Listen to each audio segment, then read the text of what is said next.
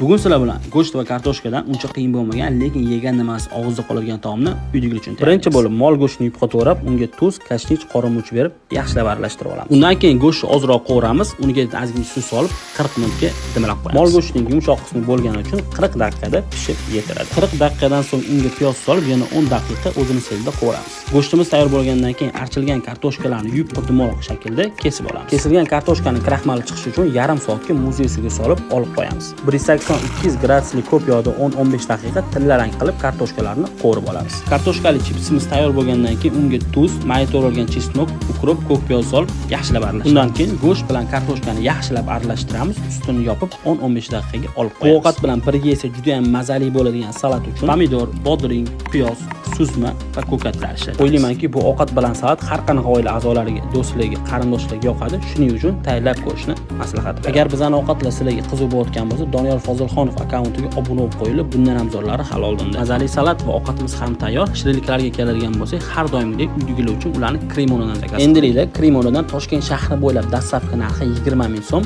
Sizlar ham bemalol zakaz qilsangiz bo'ladi. Hammangizga kattakon rahmat.